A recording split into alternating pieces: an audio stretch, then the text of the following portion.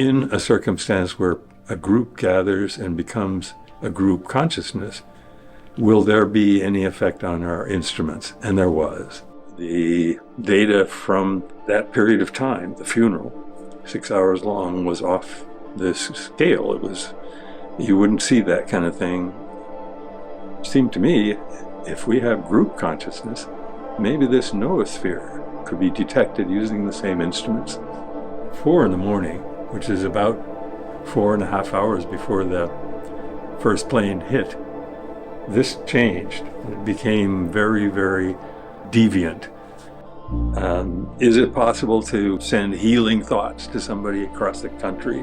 The evidence is damn good. We are all one. There isn't any real separation. Now, I think it's very important for us to realize that we are connected with each other. Hi everyone, welcome to my podcast, Bridging the Realm.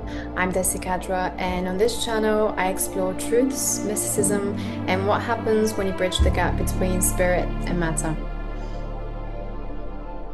Today I'd like to share a special interview with Dr. Roger Nelson, who is the founder and director of the Global Consciousness Project, one of the longest running scientific projects which shows that global consciousness is real. I had the pleasure to meet Dr. Roger Nelson in my last visit to New York a couple of years ago, and this meeting turned into one of the most eye-opening interviews I ever did. I hope you enjoy it and have lots to take away from such an important topic. My name is Roger Nelson. I'm the founder or creator and the director of the Global Consciousness Project, which I started thinking about in a serious way a little more than 20 years ago, and which has been running and creating data constantly since 1998. The history of how I got involved in this work is really quite long. I was interested in unusual things as a high school kid, and I went looking for martial arts, judo, jiu-jitsu, in a tiny library in a little town in Nebraska. They didn't have what I was looking for, but what I found instead was yoga. And yoga led me to more and more connections, and eventually with something that's called parapsychology. I read a book that I think might have been called something like Parapsychology After 60 Years. So this was in the a little long ago, 1950s sometime. And I was a science nerd. I was a good science student. And this book had experiments in it. It was not fanciful stuff. It was science. So my friends and I did some experiments, and the results we got were perfect. There wasn't anything like no huge effects, nothing that was going to open the door or break windows or anything like that. What we had was results that were like the science requires, a little bit different from what's expected by chance, but not so much that you think there's something wrong with the experiment. Now, fast forward about 40 years, I was teaching in a small college in northern Vermont, and the nature of that place was changing, so I was looking around and found a job advertised at Princeton University, doing research on what they called the lesser known aspects of human perception. So I was imagining things like the sense of smell or touch, that sort of thing, and it turned out to be mind over matter. It turned out to be psychokinesis and remote viewing, or perception of things that aren't anywhere nearby without any connections. And so that was pretty intriguing. And it also harkened back to my high school days. This was science. I was in the engineering school. And so I proceeded to do work there for many years. That work included developing devices that could be responsive to human intention. We could ask people to say, change the behavior of this instrument so that it produces high numbers or low numbers. And people could do that.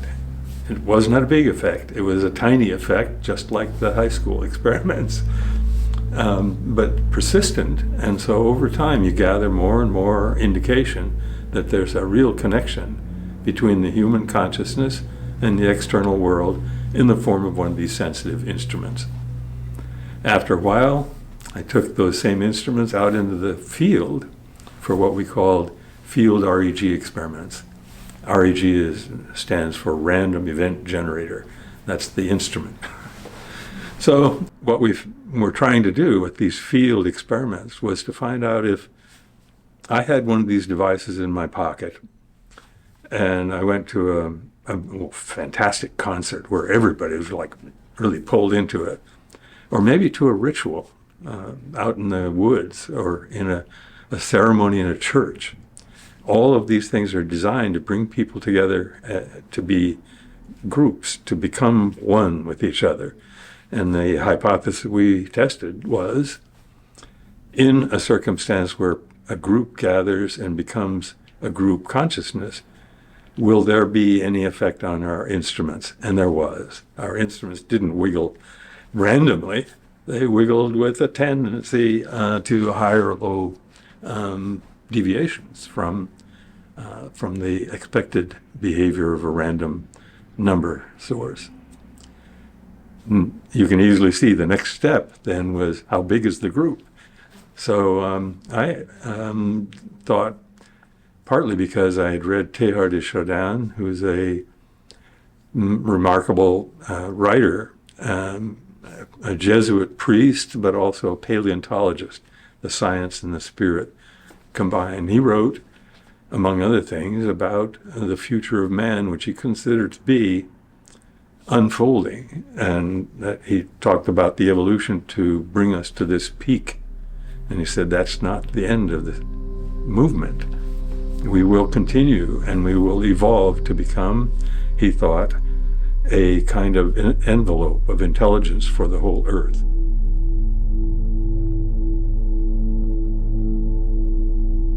We would become what he called a noosphere, a sphere of knowing and intelligence, just like an atmosphere, but made out of mental forces.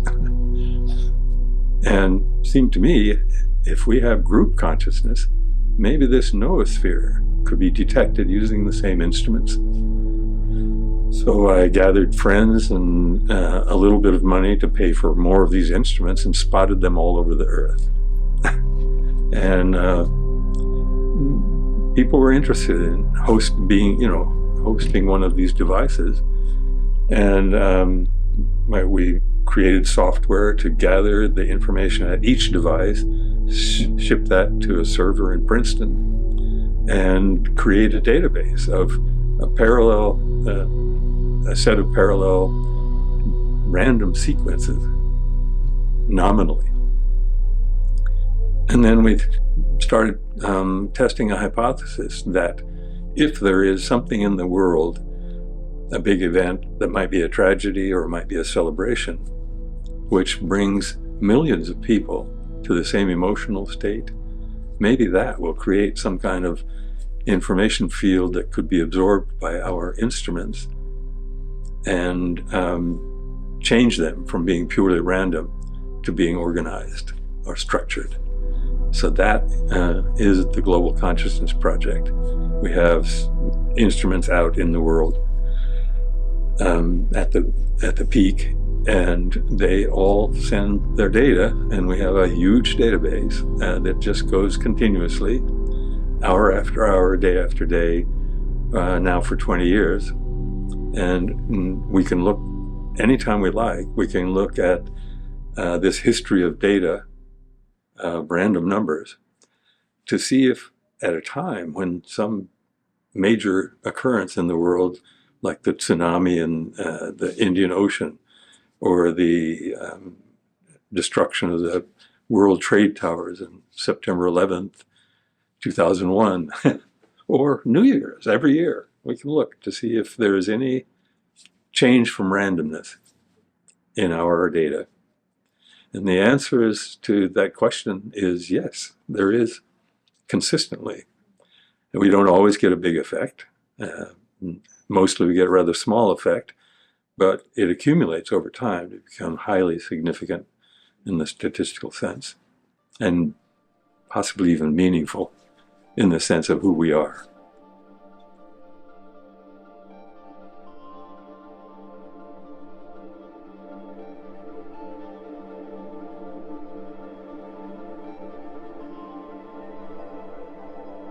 We use an instrument for these experiments that's called a random event generator, or REG. Lots of people also say random number generator. And it is, and the ones we use are all based on an electronic process. It's literally a quantum level process where an electron will pass through a barrier which it shouldn't do. It's we set a circuit, we design a circuit that has a diode. A diode is normally a switch. It can be open and allow electricity to flow, or it can be closed and not. And we set it up so that current flows from the wrong direction against the barrier. And because of the strange nature of quantum particles, like electrons, some of them aren't stopped by the barrier. They pass right through and become a tiny voltage on the other side. It varies. It's very small. It varies up and down, and we take samples from that, and we ask, is it up or is it down? And we call that a 1 or a 0. And that is a truly random, completely unpredictable process. So it constitutes as good a random source as you can get for random numbers. At the time I started the Global Consciousness Project, people have been doing these kinds of experiments and trying a lot of different things for decades. The lab where I worked at Princeton Engineering Anomalies Research, that laboratory was replicating other people's work. There's a man named Helmut Schmidt who had been using random number generators and trying to find out if consciousness changes the way they behave. 10 or 15 years before we started doing it. And before him, there were others. There were things like throwing dice to try to get certain numbers, or to try to get the dice to fall on one side of the table versus the other. In our lab, we had maybe 10 different experiments using things ranging from a pendulum, which people tried to keep moving for a long time or slow it down. We had a giant machine with kind of like a pachinko machine, but with 2 centimeter size plastic marbles, and 9,000 of them coming through an array of pins. It was a marvelous machine called Murphy because of Murphy's Law. If anything can go wrong, it will. And we had a fountain where people tried to keep it in a laminar, smooth flow as long as possible. We also had an interferometer experiment, which was light interference patterns, and so on. We had many different ones.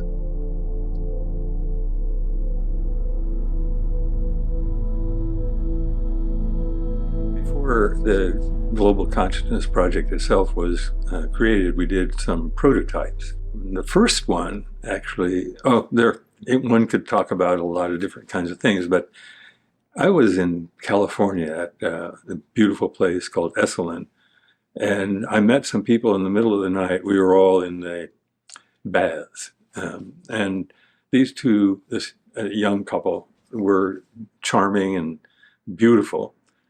And our conversation quickly led to what they were doing, which was organizing what they called the Gaia Mind meditation.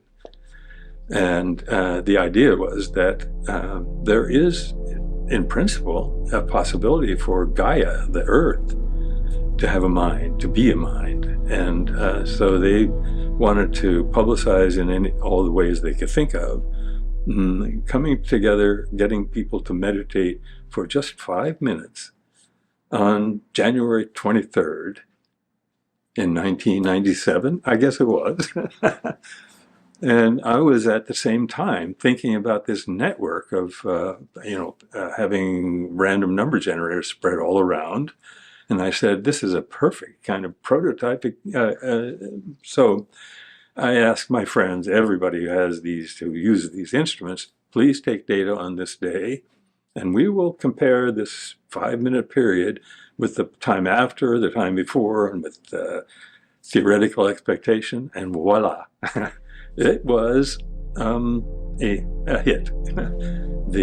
During that time, that 5 minutes of meditation, and most of the people who were meditating had no idea that anybody would be wanting to measure anything about it. So we had a huge success, and not very long after that, Princess Diana was killed in a car crash. And we didn't have a network running, so we couldn't look at what happened to the data at that time. But there was a funeral about a week later, and the publicity for that was just huge. She was a major, public person with the panache of royalty and the beauty of fashion and all that. But she was also a compassionate person who was working hard to get rid of landmines in both the ones that are already there and in preventing any more from being used. So she was a figure with tremendously admired. It was thought that there would be 2 billion people paying attention. Who knows how many there actually were, but it was large numbers. Again, I asked all my friends to take data, send it to me, and again, the data from that period of time, the funeral, 6 hours long, was off this scale. You wouldn't see that kind of thing once in 100 times.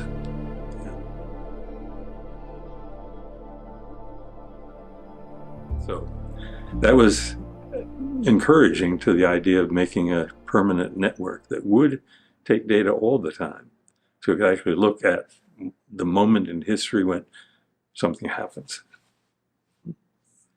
Well, we were all a little surprised, but not completely surprised, because we'd had some practice with the group idea, group consciousness. And I think people who are doing this kind of research, my colleagues, are all open-minded is one of the best ways. They're not so open-minded, as one skeptic said, don't be so open-minded your brains fall out. And they're not. The people in this field are better skeptics than the people outside of the field, generally speaking. You want to have criticism of the experiment you were just doing, ask these guys or these gals. They know what's good science and what's crap. And they're because they're open-minded and we're all working together, they'll tell you. So the reactions of, I guess, most of my colleagues was positive. That's really interesting. It may be indeed time to think big and do this. So it was easy for me to gather colleagues and friends to set up the beginning of the network. And the word got out, and more and more people wanted to, partake. They wanted to help make this thing go. I had a dream that was a little bit later when I was arranging the funding and all that kind of stuff. And the dream was, I don't usually remember them, but I wrote some notes in this one.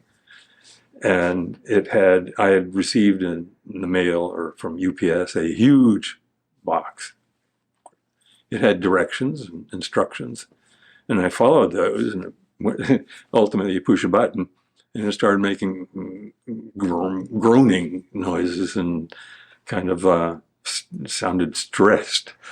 And a door in the side of the box popped open, a chute came out, and a tube, kind of translucent tube, unrolled. And after more grunting and straining, a lion's paw, a tiny little paw, came down that tube and plopped into the receiving bin. So that I don't dream much. I don't remember dreams very much, so I don't try to interpret them normally. That one was so transparently obvious because I was in the moment birthing a lion. This was allowing me to. It was telling me, pay attention. It's not a trivial thing to birth a lion. Go for it.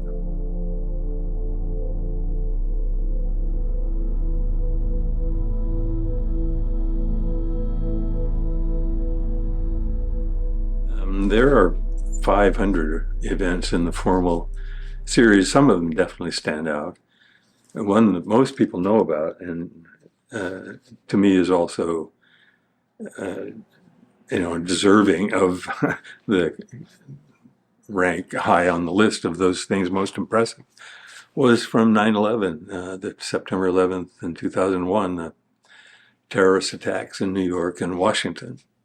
Like so many people, I remember what I was doing, which was having a cup of coffee in the morning, and the radio was on. They said, "Oh, a plane crashed into one of the trade towers," and I, of course, thought immediately there was somebody, a private plane, lost consciousness or wasn't aware or wanted to commit suicide. But very soon it became clear this was, of course, a completely different kind of thing. It was as I sometimes think of it, it was a shredding of the social contracts. We tore up something that everybody believes is in place. It was just destroyed. So, of course, there was also the destruction of the towers and all of that.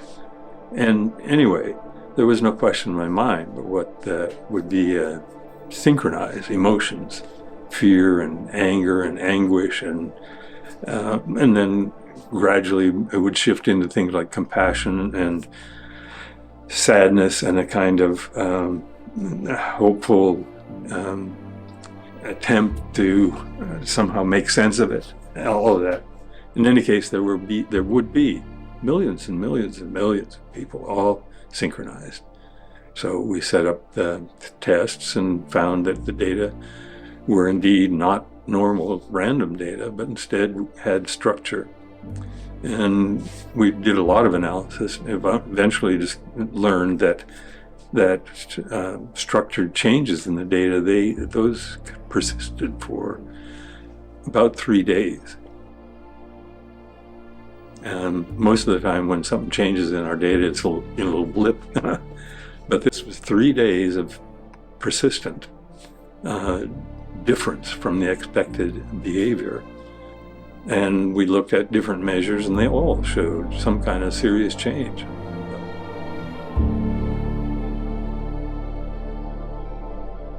So in the middle of this graph are the events of the day of 9/11.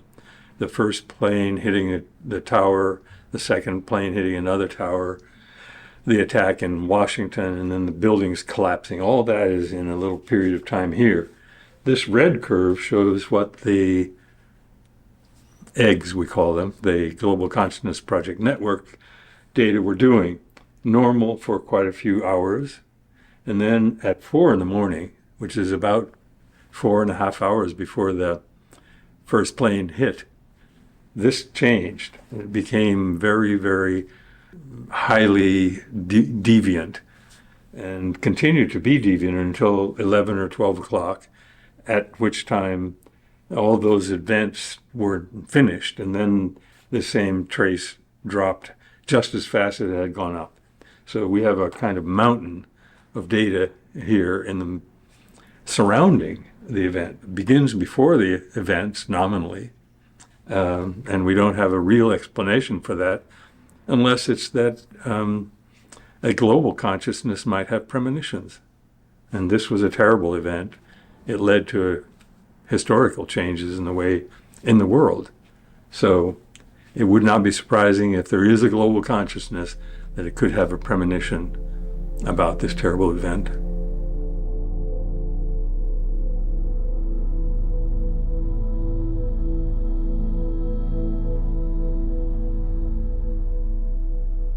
was a big event. And so we thought about it. And there are two things that might correspond with 4 or 5 hours earlier. One of them is the fact that there were a lot of terrorists, or 20 or so, were getting ready to die. They were saying their last prayers. They were on their way to the airport at 4 in the morning. And there were probably 50 or 100 other people in the terrorist network who knew about it, and they were awake and waiting. But I don't think that's really likely the explanation. Instead, just as human beings have premonitions, quite a few people report that they were driving and they stopped or slowed down, pulled over, and then they went on and discovered there was a crash at the intersection they would have been in. They might have been killed. So, and people have dreams that predict things that happen the next day. Why wouldn't a giant global consciousness composed of all of us communicating and living in compassion with each other, why wouldn't that have a premonitory capacity?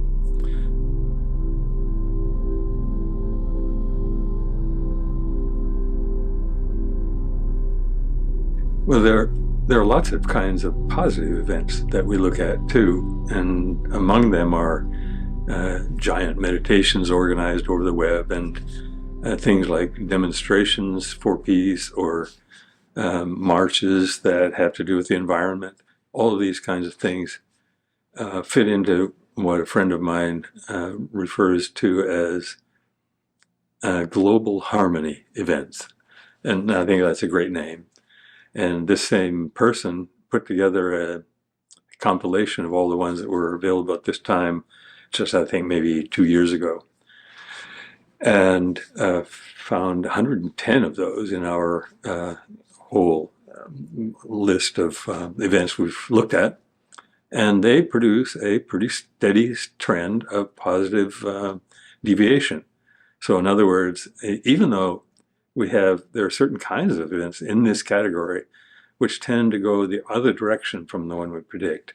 It may be a characteristic, like transcendental meditation and other meditations by people who are long-term trained meditators. Those kinds of events, which don't really have millions of people involved, there may be a few 100,000 or even less. Those events quite frequently produce a steady trend in the opposite direction from our prediction, but it's significant, it's strong. So those are mixed in with a lot of other ones. Things like there was a peace march combined with global meditation, where I had a picture from New York City where there are 400,000 or 500,000 people marching for peace and the environment. And that was one of those beautiful graphs, the ones I like so much, that just say, yes, that's exactly what we kind of expect to see. I have, every now and then when I give a talk, I will put together a group like that. It's not a meditation, there's a gathering, a kind of spiritual gathering in India, in northern India, in the Ganges, where millions, literally millions of people come to bathe away their sins. That happens there's a big one that happens every 12 years, and then there's some other ones that happen every 4 years. And we've looked at that on a regular basis. I'll be darned if it doesn't come out looking pretty positive every time that we've looked so far. One of the most interesting, I guess you might say, kind of meditation events that we look at are ones that are the creation or the product of Transcendental Meditation Organization. They have for many years been doing meditations, that is to say, they gather a lot of meditators in an area like Washington, D.C. Not so long ago, 2006, they had big gatherings there. And earlier, maybe in around 2000, but sometime when difficulties in the Middle East were especially hot. They gathered a lot of meditators in Jerusalem, and um, they had because of philosophy and theory, predicted that if you have a certain large number of meditators sitting in meditation, not even trying to do anything, they're not saying peace, peace, but they know they're sitting, and they expect that their calm and their inner discipline can somehow create a field that extends out from them and affects the community around them. And so I've been interested in that for a long time, and I've done some examinations of our data, which is completely disconnected. They don't even know that we could. And it turns out that they rather consistently produce the kind of trend I mentioned, downward, which is the opposite from our prediction. In fact, it counts against our bottom line if you're worried about the statistics. But it's impressive and steady, and I think it's probably real. In other words, that's an effect. Who knows exactly how to explain it, but it kind of looks like our network has been calmed a little bit too, like the communities that are surrounding the meditations.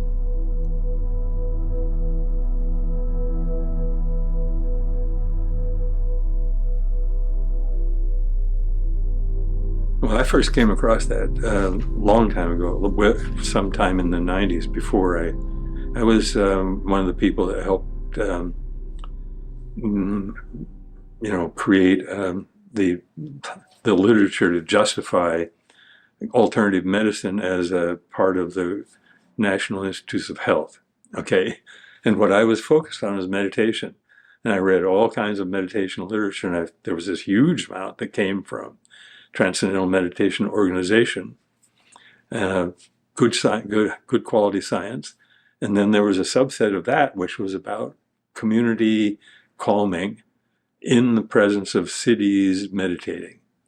And I was impressed because, among other things, they worked hard, did their homework, they did their statistics extremely well, they touched every base, and they were able to publish that in Journal of Conflict Resolution, for example, which didn't want to publish it, really. I mean, the reviewers were they tried so hard to find some reason not to publish it, but they couldn't. They did publish, like an editorial to go along with it, but the work was done so well that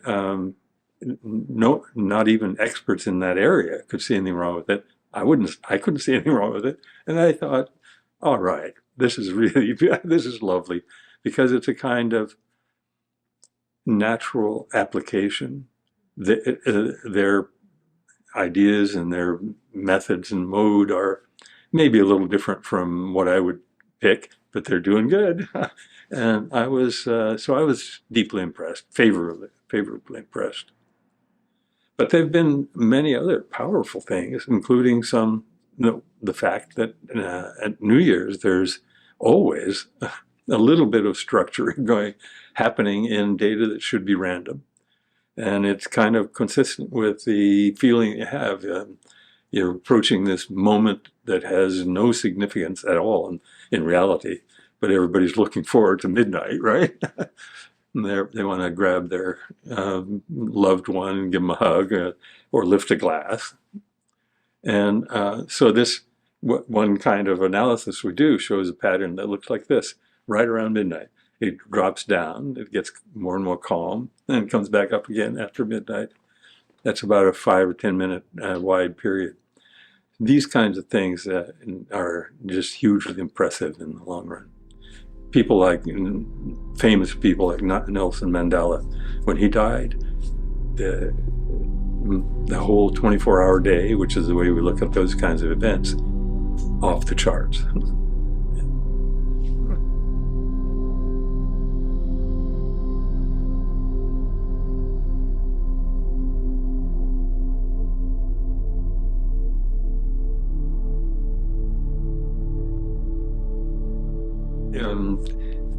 one of the things that is very difficult for some of us scientific guys who work in areas that are at the frontier, at the edges, where we're exploring, is it real?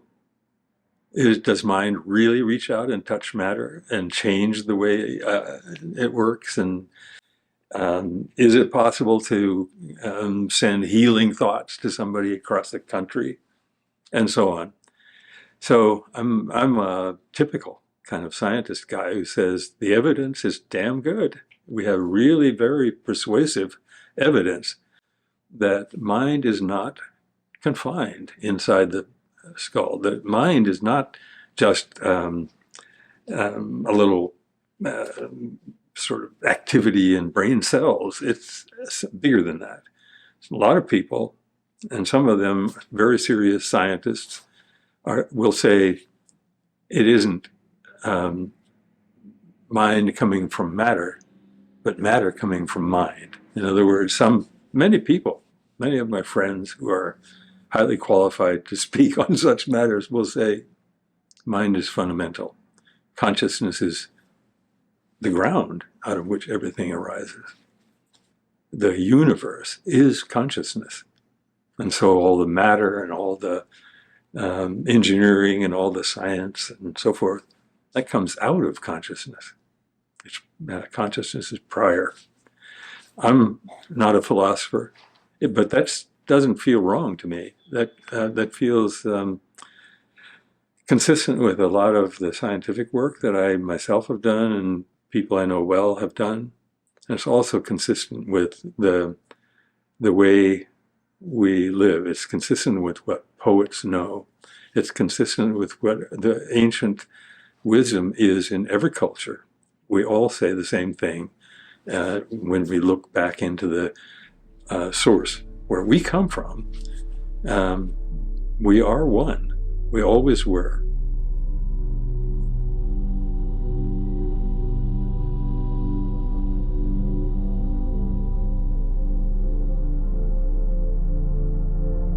It's an interesting question why big science has such a hard time with this topic. I think the answers in some way are kind of simple. The result of these experiments about consciousness and mind and interactions with other consciousness or with the environment, these have results that don't fit into the scientific models that have been working well for 100 years or 200 years. If you went back 400 years, we would be right in the middle of the scientific, highest levels of scientific practice.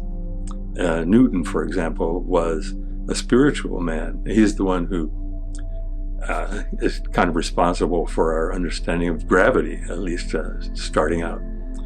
But he was an alchemist as well as a kind of mathematician, scientist.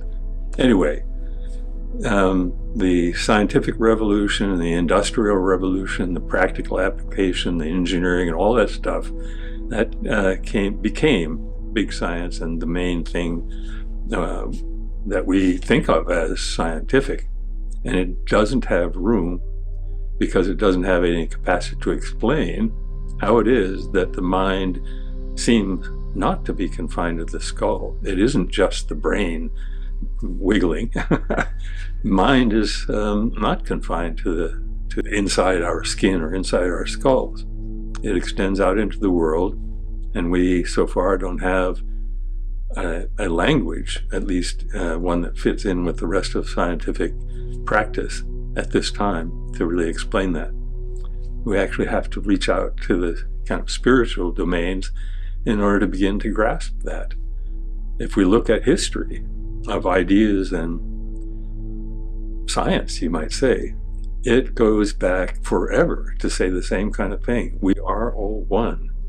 There isn't any real separation. We're like the cells in a giant organism. But in the modern scientific parlance, we don't understand that. We cannot really deal with the truth of the matter. So. it's a tragedy in a way, because there are too few people doing this kind of work, and so there are a lot of questions that we can't answer because there's just not enough time. My friend Dean Radin has, many years ago, he was here in Princeton, and we were working together on various kinds of things, and he did an experiment that I thought was just wonderful. I said, Dean, you need to repeat that one and do some more of that. And he said, no, I don't have time. I have 2 notebooks full of experiments that have to be done. So I have to let other people do the replications. So we're too few in number to deal with all the questions that these interesting findings raise. We keep producing more questions. So it's not bad, for us. From my point of view, I feel blessed. There's hardly anything that I can imagine that would be more interesting to spend my time on as a scientist, or as a human being for that matter.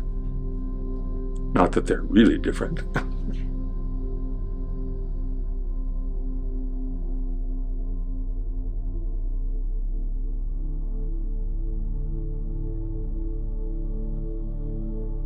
Some people think the whole reason for the kinds of effects we see is something which people refer to as experimenter effect.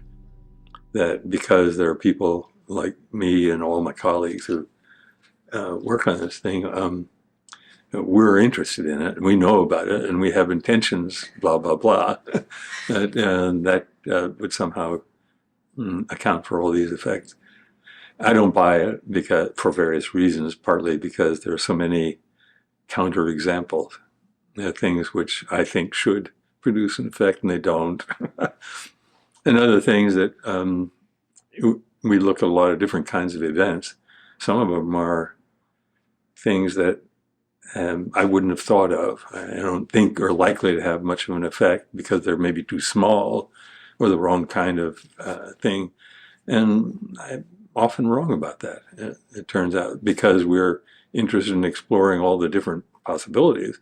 We take a look, and it turns out that, sure enough, there's something going on there, which I didn't expect, and I still don't understand like that, So there are many reasons why I think it's really something like the global consciousness, this noosphere that Teilhard was talking about. A kind of, when I first started the project, I thought a lot about this being a little bit like a birthing process, that there is something. I don't really have any doubt that we will come together. There are only 2 possibilities. We'll come together or we'll destroy ourselves. And I prefer the come together version a lot. And what that really both requires and implies is this kind of global consciousness, a noosphere, a gathering of intelligence, all coordinated in some way to operate as a kind of, not a master of the earth, but a mistress of the earth, nurturing.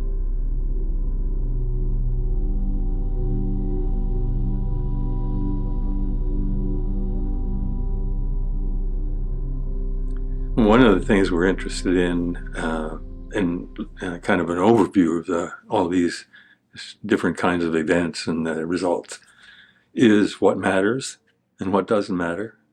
And so it's possible to categorize the events in many different ways. You can ask, how big is the event? And the question then becomes, is the effect stronger if there are more people engaged? Is the effect stronger if it's more important, and so forth?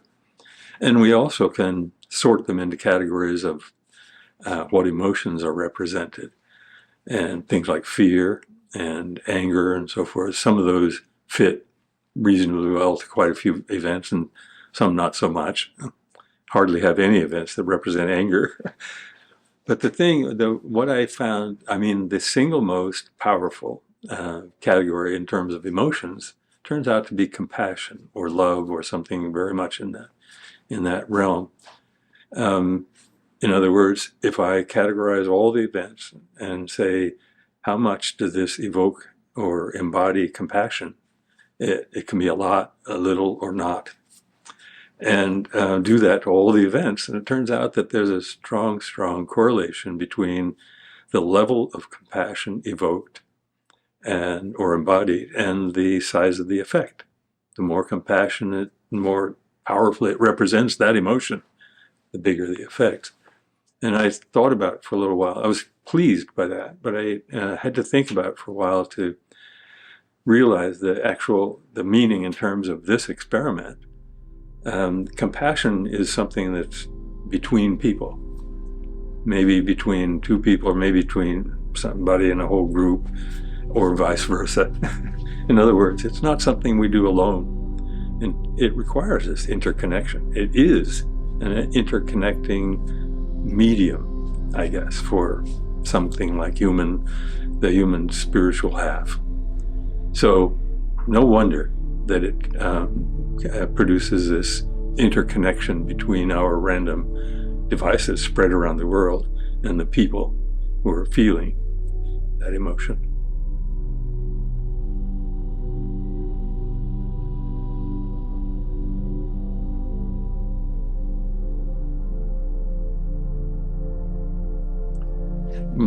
I'm not alone in thinking that compassion is a powerful, connecting kind of emotion. I'm not quite sure this is what he had in mind, but the Dalai Lama not so long ago said there are three things that are important: compassion, compassion, and compassion. It's like real estate. What's important? Location, location, location. In the spiritual realm, compassion is sort of a funny word, I think. It's the glue that binds us. It is the interconnecting force. And what I think this, going back to the Global Consciousness Project, what I think we're doing, what we're looking at is an effect in the real world that is created by the interconnection that we don't perceive, but which we live together with all the time. In other words, we're interconnected at some level that's well below consciousness. Even if we're aware that we might be interconnected, we don't have any way of seeing it or feeling it directly. Although I'm quite sure that most people who fall in love find themselves saying, oh my, this new thing, they forget. I forget myself. She forgets herself. We become one. And that is a state that might as well be called compassion. Compassion. It's a connecting. It's a connecting medium. It's where we live when we're most healthy. We have a history, and if we look into the history, we discover that all the wise ones in every culture, in every age, have had the same ideas about who we are and what kind of connections there are among us and between us. The simple version of that is we are one. And that's something that you will find in every religion. If you look into the fundamentals of the religion, it's the same thing everywhere. So we have separated ourselves from each other and made ourselves into clans that feel like this one is the other, that it's somehow an enemy. It's not so. We always were brothers and sisters in our hearts. And I think that recognizing that and teaching ourselves more about that is probably the best possible thing that we can take from any kind of science, and especially the science of consciousness.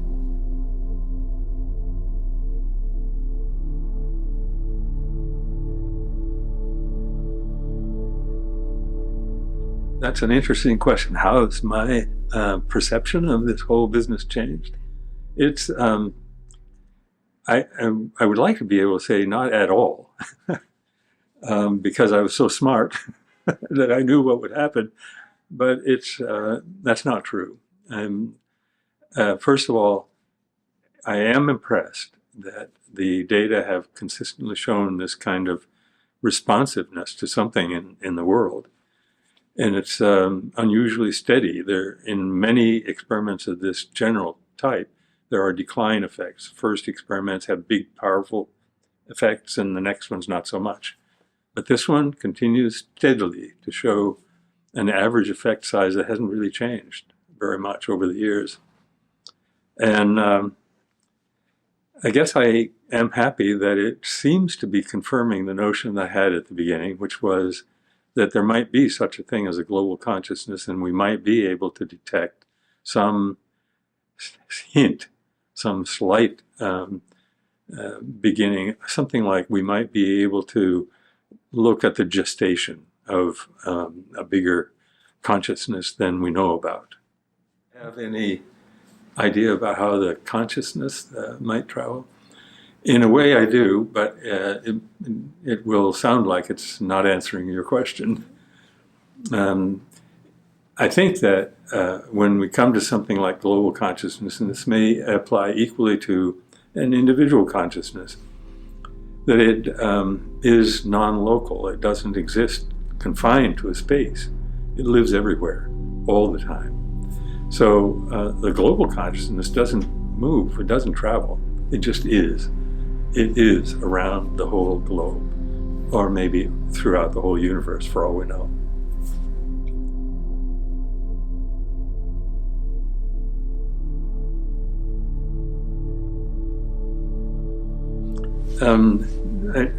One of the things that I have to think about is the future, or the application, or the implications of this work. I'm confident in the scientific quality, and there's a lot that I think about in terms of implications and potential applications. But what I do know, what I've come to understand and knew already, I guess, at the beginning, was that this is not going to be something that you can use to make a new tool for, controlling how a car operates, or opening, a door, or anything like that. Instead, it has to do with who we are. I mean, the implications of studies of consciousness, and the implications of finding that consciousness is absolutely not confined to the interior of your body. It's not just the bubbling mass of brain cells. Consciousness is much more powerful and much bigger than we really readily perceive. So I think these are the implications that I would hope might have more presence in the world as a result of this work. And when I give talks, or when I have a chance to speak to somebody in an interview, I like to get to the point of saying, why is this important? I think it's very important for us to realize that we are connected with each other. We don't have a direct way of perceiving that for the most part. But when we're talking to each other, there's already more going on than just the words flying back and forth. A great deal more. When you smile, what happens? Somebody smiles right back. So these are real communications. There's others like it, but at a more subtle level, which we don't see, but which we, I hope, might come to know about, and in knowing about them, foster them, allow them more space, and ultimately to bring into being this potential noosphere, this sheath of intelligence for the Earth. I kind of proselytized the implications of the work, which has to do with our interconnected nature, and hope that helps people to believe that and then kind of act on it. But as far as the real, application, what am I supposed to do? The only word, the simplest word that comes to mind is love. It's so powerful. So if any of us feels this an amazing emotion of love toward another person or another being, an animal or a tree for that matter. There is a connection that's built, which is has nothing but positive qualities. I can't see any possible disadvantage, and I can see so much growth of us into our role as a kind of valuable presence on the earth. We have such fantastic potential as human beings, and if we just think in terms of that one single word, love, we can grow into that potential more likely. And if we do that, if even some large number of us do that, it doesn't even have to be all of us, what a world it would be. Or will be. I'm an optimist.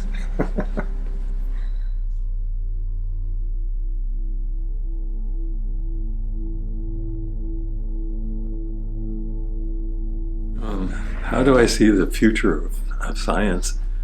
I can take that as a question about the general future, and it really there's some immense problems on the planet having to do with how we're interacting with the planet as a whole, and the kind of work that I do personally and my colleagues in this Psi research community is, in some sense, a kind of stimulus, I think, to think more deeply about how we, human beings, fit into this planetary community to which we belong. And science isn't really given much attention to that. I mean, there is climate science that's showing, for anybody who is willing to learn something or open their minds at all, showing some of the directions we have to go in order to even be able to survive as a species on this planet. We have to learn more about how to fix things like the insatiable need for energy that we have, and the absolutely destructive means we have been using to create that energy. We just have to stop doing these destructive things and start doing something. Let's think a little bit. Let's do a little more research, and not allow ourselves to follow this in the path of quick riches. There's a huge amount of money being made, and the tragic thing is that there's even more money to be made by doing it right instead of wrong. We're creative. We're very, very powerful, inventive creatures, and we have only, I think, to learn to use the creative power we have in a constructive way, or just as a rule, constructive. Never allow ourselves to follow the destructive path, which seems to be so easy for so many. It has been. Exploitation is wrong. Examination, learning, experiencing, so forth, all kinds of things, but the exploitation without regard for the future, that's a terrible mistake, and it's one that's easily countered as soon as we get our act together. One of my intellectual heroes is Buckminster Fuller. He said, in a kind of metaphoric sense, 1,000 years ago, it's really only about 50, he said, if we learn to organize what we're doing, we can have everybody on this planet, and even twice as many as are on this planet, living in comfort and in a kind of pleasurable state as it is now. Half the population of the planet is in pain or in danger.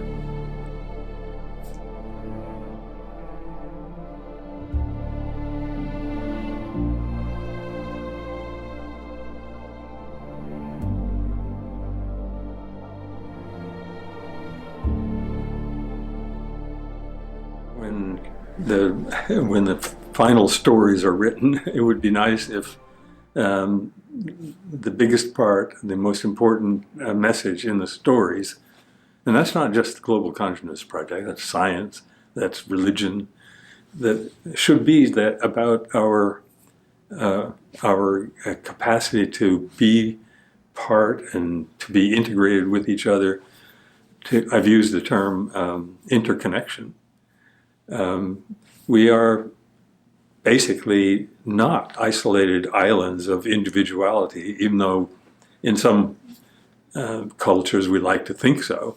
The Americans are big on individualism, but we don't have to sacrifice our individualism to be connected with other people. We can be a group and still act and think as individuals within the group. So I would like to see is for us to stop fearing the connection with others and make that connection. Make it as a form of appreciation for each other. These feelings that we have when we're in family, we can have when we're not in just the family. We can have it for a stranger on the street. And everybody who tries these special little promotions given by leaders in religion and so forth, love thy neighbor. Everybody who tries that finds it rewarding, because love is one of those things and appreciate is another. These things all are, I guess you might call them reflective or mirror kinds of emotions and activities. You send that out, it comes back to you.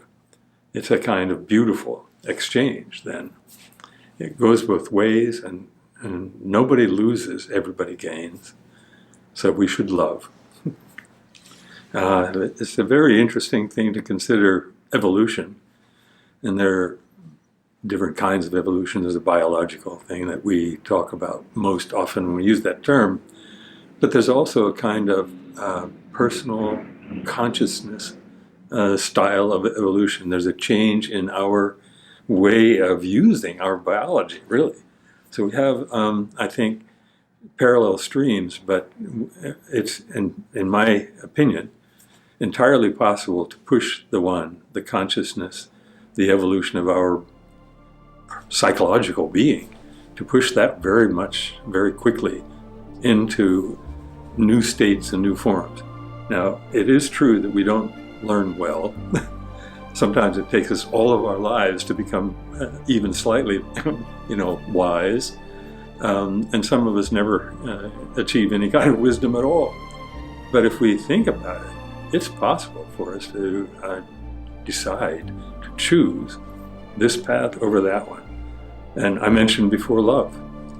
If you choose a path that's loving, if you choose a path that has well-being of yourself and of your friends and of the earth as its kind of reason for being, that path of wellness and well-being and love has the potential to change the planet because we are so powerful on the planet. By changing ourselves, by just making the decision to love somebody,